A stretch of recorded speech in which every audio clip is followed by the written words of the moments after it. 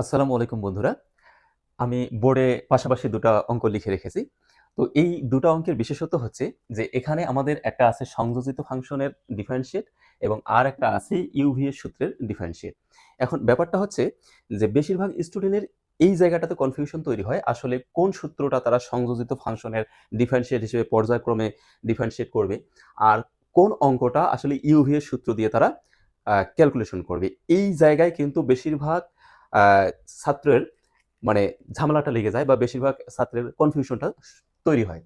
তো এই ২ টা বিষয় যদি বুঝতে হয় তাহলে আমাদের এখানে বুঝতে হবে যে স্বাধীন ফাংশন এবং অধীন ফাংশন এই ২ টা বিষয় আসলে কি?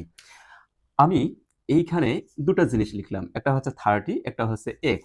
এখানে 30 একটা কনস্ট্যান্ট বা এমন রাশি যেটা অন্য কারো উপর নির্ভর করতেছে না। ওই নিজেই 30। অন্য কারো উপর নির্ভর করে তার মান কম বেশি হবে না। আর এখানে আমি x লিখছি। এই x একটা চলক, এর মান আমরা যেকোনো জিনিস ধরতে পারি। এবং অন্য কারো উপর নির্ভর করেও কিন্তু এর মান আমাদের কম বেশি হবে না। এমন কোনো শর্ত এখানে আমাদের জোড়া নেই। কিন্তু এর সামনে যদি আমি সাইন লাগাই দেই অথবা এর সামনেও যদি আমি সাইন লাগাই দেই, তাহলে এখন কিন্তু এই 30 এতক্ষণ নিজেই তার নিজের মান গ্রহণ করতে পারতেছিল। কিন্তু এই 30 কে বাদ দিয়ে সাইনের কোনো অর্থ নেই। আমরা যদি এখানে 30 মুছাই দেই, শুধু সাইন দিয়ে কিন্তু কোনো মান পাওয়া যাবে না। আমরা ক্যালকুলেটরে যদি সাইন চেপে ইকুয়াল চাপি, তাহলে দেখা যাবে যে এটা ম্যাথ এরর দেখাচ্ছে। তার মানে সাইন এই রাশিটার মান নির্ভর করতেছে আমাদের এই 30 এর উপর। এখানে 30 বাদ দিয়ে যদি আমরা 60 নেই তখন কিন্তু আলাদা মান বের হবে। যদি 90 নেই তখন আলাদা মান বের হবে। তো একইভাবে x এর বিভিন্ন মানের জন্য কিন্তু এই পুরো sin x এর আলাদা, আলাদা ধরনের মান বের হবে। তার মানে এই পুরো রাশিটা বা sin এর মানটা নির্ভর করতেছে x এর উপর। কিন্তু x এর মানটা কার উপর নির্ভর করতেছে না। তাহলে এখানে চূড়ান্তভাবে আমরা বলতে পারি x হচ্ছে স্বাধীন রাশি, আবার তার উপর নির্ভরশীল হচ্ছে আমাদের sin x। তো এর সাথে যদি আমরা এখন আবার লগ লাগাই দিই, তাহলে কি হচ্ছে যে সাইনের মান নির্ভর করতেছে এক্স এর উপর, আর লগের মান নির্ভর করতেছে আবার সাইন এক্স এর উপর। তার মানে এইটা হচ্ছে আমাদের স্বাধীন রাশি, তার উপর নির্ভরশীল হচ্ছে এটা, তার উপর নির্ভরশীল হচ্ছে এটা। অর্থাৎ লগ সাইন এক্স এর উপর নির্ভরশীল, সাইন আবার এক্স এর উপর নির্ভরশীল। তাহলে ফাইনালি আমরা এটা বলতে পারি যে চূড়ান্ত রূপে স্বাধীন ফাংশন হচ্ছে এক্স, আর চূড়ান্ত রূপে পরাধীন ফাংশন হচ্ছে বা অধীন ফাংশন হচ্ছে লগ। তো যখন আমরা এই সংযোজিত ফাংশনের ডিফারেন্সিয়েট করব, তখন আমাদের একেবারে শেষ পর্যায়ে বা চূড়ান্ত পর্যায়ের অধীন ফাংশন থেকেই আমাদের কাজ শুরু করতে হবে। এইটুকু মনে রাখতে পারলে বা এটা ধরতে পারলেই কিন্তু আমরা এই দুইটার মধ্যে পার্থক্য ধরতে পারবো। এখানে আমরা আরেকটু লক্ষ্য করি এই জায়গায়। আচ্ছা, এইখানে যদি আমরা আরেকটা জিনিস লিখতাম যে cos 45 ডিগ্রি, তাহলে এই sin 30 ডিগ্রি এর কিন্তু একটা আলাদা মান বের হবে এবং cos 45 ডিগ্রি এর একটা আলাদা মান বের হবে। অর্থাৎ এর মানের উপর এর মান নির্ভর করতেছে না, আবার cos 45 ডিগ্রি এর মানের উপর sin 30 ডিগ্রি এর মান নির্ভর করতেছে না। অর্থাৎ আমরা যদি এরকম করে লিখি যে sin x into cos x, এখানে cos x একটা পূর্ণাঙ্গ ফাংশন, কারণ এখানে একটা স্বাধীন ফাংশন আছে x এবং তার অধীনে cos মিলে একটা পূর্ণাঙ্গ মান সে প্রদান করতে পারবে বা আউটপুট দিতে পারবে। এবং একইভাবে এখানে x হচ্ছে একটা স্বাধীন ফাংশন, তাকে নিয়ে sin x তৈরি হয়েছে। এইখানেও কিন্তু একটা পূর্ণাঙ্গ বা আলাদা একটা আমরা মান পাবো। অর্থাৎ cos x এর উপর কিন্তু আমাদের sin x এর মান নির্ভর করতেছে না, বা sin x এর উপর কিন্তু cos x এর মান নির্ভর করতেছে না, এবং দুটাই আলাদা আলাদাভাবে মান দিচ্ছে। কিন্তু এইখানে যদি আমরা কোনো একটা মিশাই দেই, যদি x মিশাই দেই, sin কোনো মান দিতে পারবে না। যদি sin x মিশাই দেই তাহলে log কোনো মান দিতে পারবে না। কিন্তু এখানে আমরা যদি cos x মিশাই দেই তাহলে sin x কিন্তু মান দিতে পারবে। তো এই ধরনের যদি পূর্ণাঙ্গ আলাদা আলাদা রাশি গুণ আকারে থাকে, তাহলে সেইটা আমাদের হবে ইউভি এর সূত্রের অঙ্ক। আমরা এখানে যদি লক্ষ্য করি, এখানে আছে e two the power ax, তাহলে x এর যে কোনো মানের জন্য কিন্তু আমরা এর একটা আলাদা মান পাবো, এবং x এর যে কোনো মানের জন্য কিন্তু আমরা এই tan স্কয়ার x এর আলাদা মান পাবো। তো এই কারণে এটা হচ্ছে ইউভি এর সূত্রের অঙ্ক, আর এটা হচ্ছে আমাদের সংযোজিত ফাংশনের অঙ্ক। তো এখন তাহলে আমরা একটু আগে বললাম কি যে সংযোজিত ফাংশনের যদি অঙ্ক হয় তাহলে একেবারে ফাইনালি পরাধীন অংশ থেকে আমাদের শুরু করতে হবে। তাহলে আমরা এখন অঙ্কটা শুরু করি। এইটাকে যদি আমরা শুধুমাত্র সাজাই লিখি, এখনো আমি ডিফারেন্সিয়েটে যাচ্ছি না, শুধু অঙ্কটাকে একটু সাজাই লিখতেছি, তাহলে আমি লিখতে পারবো sin log e sec x, এবং এই পুরো অংশটাকে আমি এইভাবে লিখে তার উপরে স্কয়ার দিলাম, কারণ আমরা জানি যে sin স্কয়ার x সমান সমান হচ্ছে sin x স্কয়ার। তো সেই অনুযায়ী সাইন স্কোয়ার এটাকে যদি আমরা এক্স বা থেটা ধরি, সাইন স্কোয়ার থেটা সমান সমান হচ্ছে সাইন থেটা স্কোয়ার। তাহলে এইখানে চূড়ান্ত পর্যায়ের পরাধীন ফাংশন হচ্ছে স্কোয়ার। তাহলে এইখান থেকেই আমাদের কাজ শুরু করতে হবে। কেন? আমি আরেকটু ব্যাপারটা বুঝাই, যে এইখানে আমাদের 3 স্কোয়ার যদি দেই তাহলে পাচ্ছি 9, 4 স্কোয়ার যদি দেই তাহলে আমরা পাচ্ছি কিন্তু 16। তার মানে এই স্কোয়ারের মান কিন্তু ভেরি করতেছে তার নিচে আসলে ভিত্তি আকারে কে বসতেছে তার উপর, অর্থাৎ ভিত্তিগুলো আসলে এখানে একটা স্বাধীন ফাংশনের মতো কাজ করতেছে, কিন্তু পাওয়ারগুলো তার উপর নির্ভরশীল করে কিন্তু ভিন্ন ভিন্ন মান আউটপুট দিচ্ছে। তো সেই কারণে এ হচ্ছে চূড়ান্ত পরাধীন ফাংশন। তাহলে এই স্কোয়ার থেকেই আমরা শুরু করি। এখন আমরা ডিফারেন্সিয়েটের সূত্র জানি যে d by d x square সমান সমান হচ্ছে 2x। এটা আমাদের ডিফারেন্সিয়েটে d by d x x to the power n এর সূত্র। X to the power n এর সূত্র হচ্ছে n x to the power n minus 1। তো এই সূত্র থেকে আমাদের এটা চলে আসছে, অর্থাৎ এক্স স্কোয়ারের যদি আমরা ডিফারেন্সিয়েট করি তাহলে আমরা পাচ্ছি 2x। তাহলে এখন যদি আমরা এই পুরো জিনিসটাকে এক্স ধরি, পুরো জিনিসটাকে এক্স যদি ধরি আমরা, তাহলে এটা হচ্ছে আমাদের এক্স স্কোয়ার। তাহলে এক্স স্কোয়ারের ডিফারেন্সিয়েট করলে পাচ্ছি আমরা 2x, এক্স কে এই পুরো অংশটা, তাহলে আমরা এখানে লিখব sign log e sec x. তাহলে এই যে এক্স স্কোয়ারের ডিফারেন্সিয়েট করে পাইলাম আমরা 2x, কিন্তু এটা তো এক্স না। আর এই পর্যায়ক্রমে যখন আমরা অন্তরীকরণ করি তখন যেটা এক্স না, এক্স ধরে ওটাকে আমরা ডিফারেন্সিয়েট করলাম, সেইটার কিন্তু আমাদের আরেকবার ডিফারেন্সিয়েট করতে হয়। তো কাকে আমরা এক্স ধরছি? এই পুরো অংশটাকে, পুরো অংশটাকে এক্স ধরে এতক্ষণ আমরা বলতেছি যে এটা এক্স স্কোয়ার। আর সেই এক্স স্কোয়ার ডিফারেন্সিয়েট করে আমরা পাই 2x, সেজন্য আমরা লিখছি 2x। তাহলে একে আমরা এক্স ধরছি, তাহলে একে আমরা আরেকবার আমাদের ডিফারেন্সিয়েট করতে হবে। তো এখন কাকে এক্স ধরছি? এই অংশটা, তাহলে এই অংশটা আমাদের আবার লিখতে হবে sign log e sec x. তো ডি বাই ডিএক্স এর সামনে যেটা চলে আসছে তার মানে তার ডিফারেন্সিয়েট হয়ে গেছে, এটা নিয়ে আমাদের আর কোনো ক্যালকুলেশন নেই। এমনি জেনারেল ক্যালকুলেশন থাকলে আমরা করব সেটা শেষে। তাহলে এটা আমরা লিখি sign log e sec x. আর এখন এইটা যদি, এটা আমার সাইন, এইটা যদি আমি এক্স ধরি বা থেটা ধরি, তাহলে সাইন এক্স এর ডিফারেন্সিয়েট করলে হয় কজ এক্স। তাহলে এইখান থেকে আমরা পাচ্ছি কস এক্স। কাকে আমরা এক্স ধরতেছি? এই পুরো অংশটাকে আমরা এক্স ধরতেছি। তাহলে সাইন এক্স এর ডিফারেন্সিয়েট করলে আমরা জানি যে কস এক্স, তাহলে এক্স বলতে আমরা লগ ই সেক এক্স কে বুঝলাম।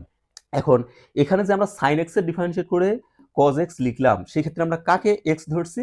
লগ সেক এক্স কে। তাহলে এইটা যেহেতু আমাদের এক্স না, এক্স ধরে আমরা এটা ডিফারেন্সিয়েট করছি, অর ডিফারেন্সিয়েট তাহলে আমাদের আরেকবার করতে হবে। তাহলে d by dx log e sec x. তাহলে এই ক্ষেত্রে আমরা এখানে পাচ্ছি 2 sine log e sec x, আর এখানে হচ্ছে cos log ই sec x। তাহলে এইখানে আমাদের আরেকটা সূত্র পড়ছে যে sin 2 sin theta into cos theta. তাহলে এইখান থেকে আমরা পাচ্ছি sin 2 থিটা। থিটা বলতে আমরা কাকে ধরতেছি? এটা কিন্তু ডিফারেন্সিয়েটেড ক্যালকুলেশন না, এটা হচ্ছে ত্রিকোণমিতিক ক্যালকুলেশন। তাহলে এখানে আমরা পাচ্ছি যে log ই sec x, কারণ 2 sin theta into cos theta সমান সমান হচ্ছে sin 2 থিটা। আচ্ছা, আপাতত এটা আমরা রেখে দিলাম। তাহলে এই পর্যন্ত আমাদের কাজ শেষ। এখন চলে আসি আমরা এই জায়গায়। এখন log x, এটাকে যদি আমরা x ধরি, তাহলে এটা হচ্ছে আমাদের log x। এখন log x এর ডিফারেন্সিয়েট করলে হয় 1/x।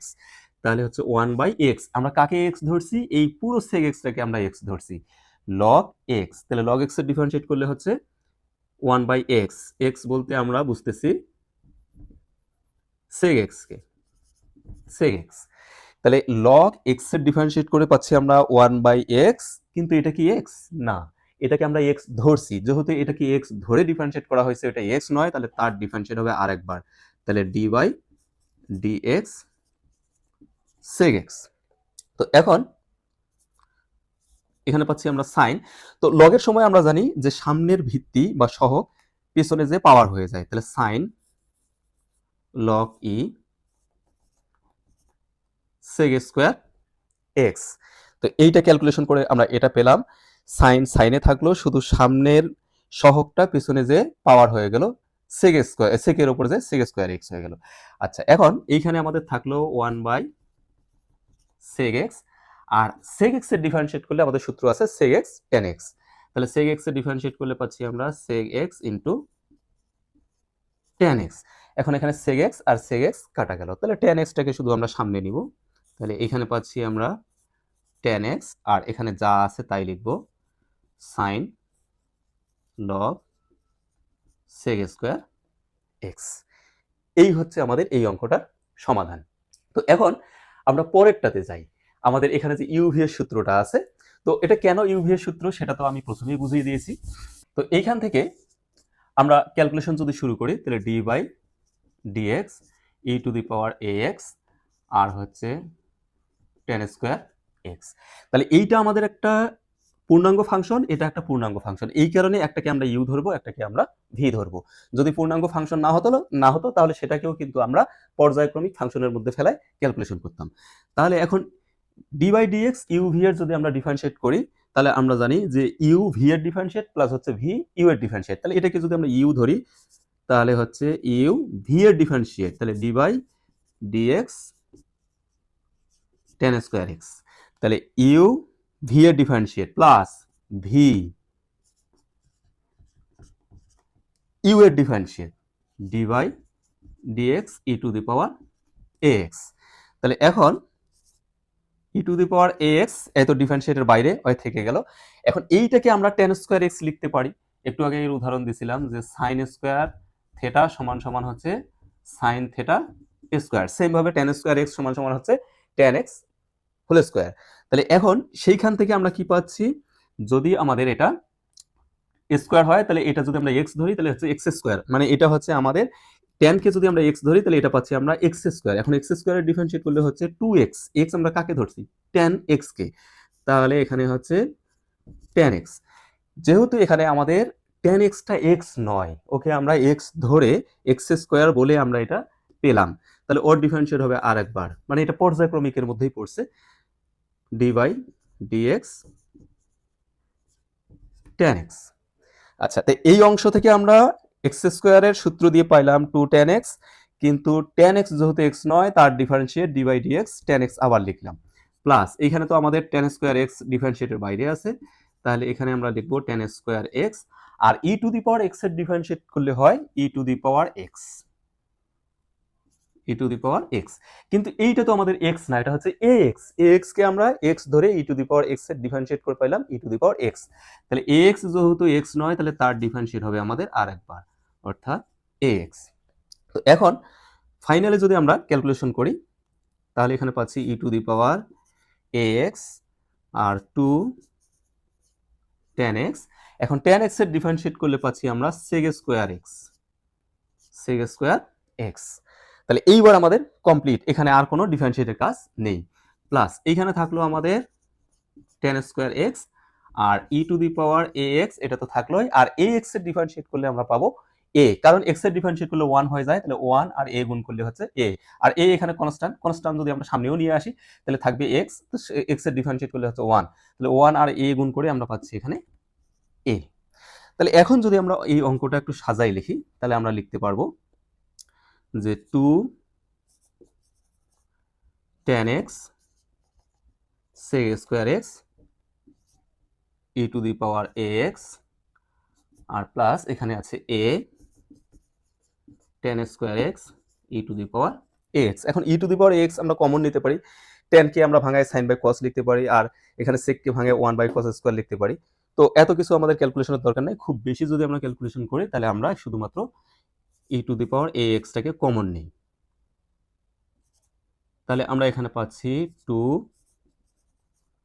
tan x sec square x আর প্লাস tan স্কয়ার x তার সামনে হচ্ছে a। এই পেলাম আমরা পরের অঙ্কটা ক্যালকুলেশন। তো বন্ধুরা, এখানে নিশ্চয়ই তোমরা বুঝতে পারছো যে কখন আমরা একটা ফাংশনের মধ্যে ফাংশন আছে এইরকম অঙ্কগুলো আমরা বুঝে নিয়ে তার মতো করে ক্যালকুলেশন করব, আর কখন আমরা বুঝবো যে ইউভি আছে এবং ইউভি এর সূত্র দিয়ে আমরা সেটা ক্যালকুলেশন করব।